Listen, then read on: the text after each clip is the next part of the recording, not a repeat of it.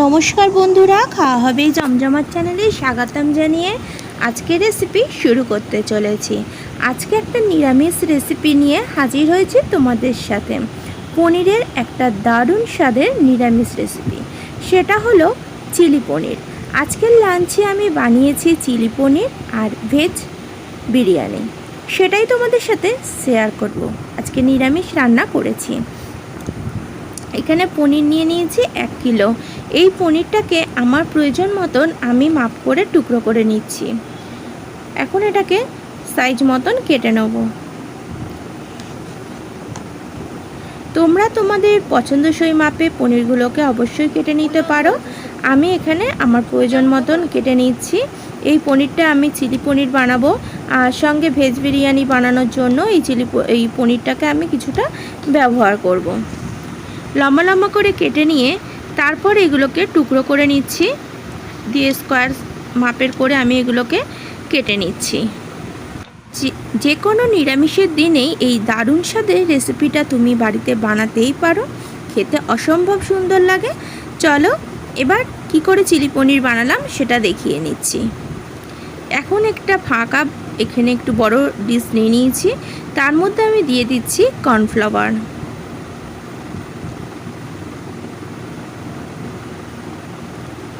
4 চামচ মতন কর্নফ্লাওয়ার দিয়ে নিলাম। তাতে দিয়ে দিচ্ছি একটু নুন, তোমরা চাইলে বিট নুনও ব্যবহার করতে পারো।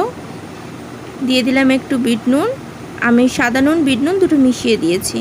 দিয়ে দিলাম গোলমরিচ গুঁড়ো, ঝালের পরিমাণটা যে যেরকম পছন্দ করো দেবে। আর এখানে দিয়ে দিলাম একটু গরম মশলার গুঁড়ো, তোমরা চাট মশলাও মনে হলে দিতে পারো।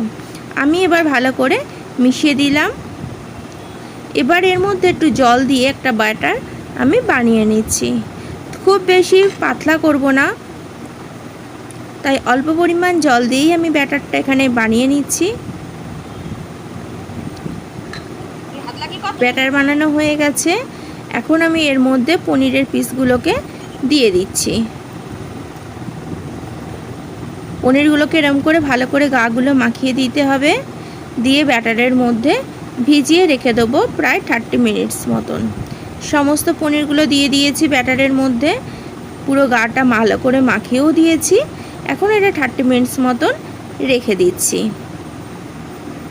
যতক্ষণ এটা ব্যাটারটা রাখি ততক্ষণ আমি সবজিগুলো কেটে নিই। ফিরত আসলাম 30 মিনিটস পর।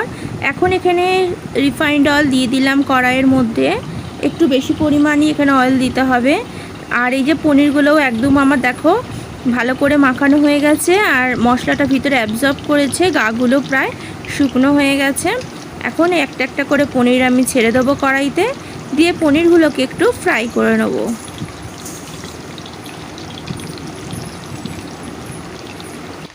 পনিরগুলোর এক সাইড ভাজা হয়ে গেছে। পনিরগুলোকে হালকা হাতে এবার উল্টিয়ে দিলাম অন্য সাইডটাও ভেজে নেওয়ার জন্য। খুব বেশি ডিপ ফ্রাই করব না, পনিরগুলো যাতে সফট থাকে, একটু শুধু গাগুলো একটু হালকা করে ফ্রাই করে নিচ্ছি। এবার এটাকে তুলে নিলাম প্লেটের মধ্যে। এইভাবেই সমস্ত পনিরগুলো আমি ভেজে নিয়েছি। আর এদিকে দেখো ক্যাপসিকাম কেটে নিয়েছি। পনির ভাজার পর যে তেলটা অবশিষ্ট আছে তার মধ্যে দিয়ে দিচ্ছি ক্যাপসিকাম কাটাটাকে। একটা বড় সাইজের ক্যাপসিকাম এখানে নিয়েছি। তবে ক্যাপসিকামটা খুব বেশি ফ্রাই করব না, একটু কাঁচা অবস্থায় রাখবো যাতে ক্যাপসিকামের একটা সুন্দর ফ্লেভার এতে আসে। দিয়ে দিলাম কাঁচা লঙ্কা মাঝখান দিয়ে চিড়ে নিয়েছিলাম। দিয়ে দিলাম একটু আদা বাটা। এবার এটাকে একটু ভেজে নিচ্ছি, নাড়াচাড়া করে অল্প করেই ভাজবো। ততক্ষণ একটা মশলা রেডি করে নিই। একটা প্লেট নিয়ে নিলাম, তার মধ্যে দিয়ে দিচ্ছি 3 চামচ মতন চিলি সস। দিয়ে দিলাম 8-9 চামচ মতন টমেটো সস।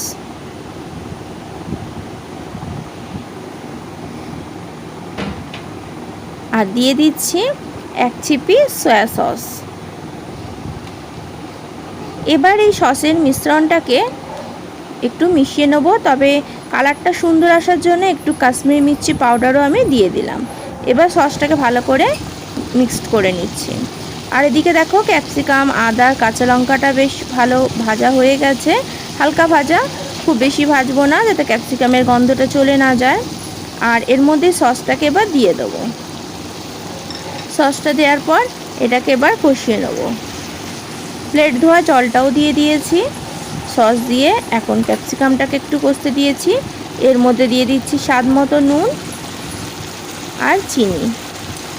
তোমরা যেরম স্বাদের নুন, ঝাল, মিষ্টি খেতে পছন্দ করো তোমরা সেই স্বাদে বানিয়ে নিও। আমি আমার পছন্দ মতন স্বাদে এখানে বানিয়ে নিয়েছি। আর এখানে একটা বাটির মধ্যে নিয়ে নিচ্ছি 1-2 চামচ মতন কর্নফ্লাওয়ার। একটু জল দিয়ে এটাকে একটু গুলে নিচ্ছি। ভালো করে গুলে নিতে হবে যেন কোনো রকম লাম্পস এর মধ্যে না থাকে।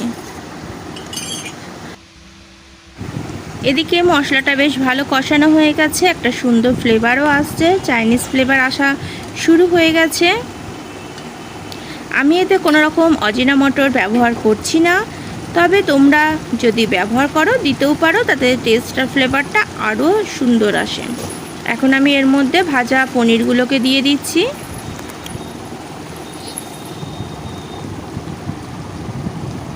পনির ভাজা টুকরোগুলোকে দেওয়ার পর আমি ভালো করে মিশিয়ে নেব।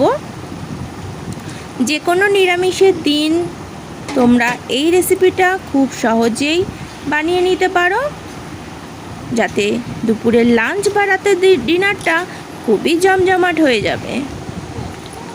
আর আজকের রেসিপিটা যদি ভালো লেগে থাকে, আমার চ্যানেলে নতুন বন্ধু হও, চ্যানেলটিকে সাবস্ক্রাইব করে নিও।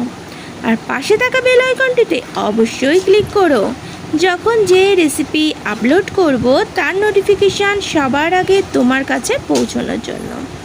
এখন কর্নফ্লাওয়ার গোলা যে জলটা রেখেছিলাম সেটাকে দিয়ে দিলাম। এই জলটা দিয়েছি আর সামান্য একটু জলেতে অ্যাড করে দিচ্ছি, খুব বেশি জল দেবো না। 5 মিনিট পর রান্না করে নিয়ে এটাকে ফেরত আসলাম। ঢাকাটা তুলে দেখাচ্ছি কতটা, দেখো গাটা ঘনত্ব হয়ে গেছে, একদম পারফেক্টভাবে রেডি হয়ে গেছে আজকে চিলি পনির রেসিপিটি। এখন এর গ্যাসের ফ্লেমটা অফ করে একটু এটাকে আমি 5 মিনিট মতন চাপা দিয়ে রেখে দেবো। 5 মিনিট পর দেখাচ্ছি, দেখো কত সুন্দর হয়েছে আজকে চিলি পনিরটা।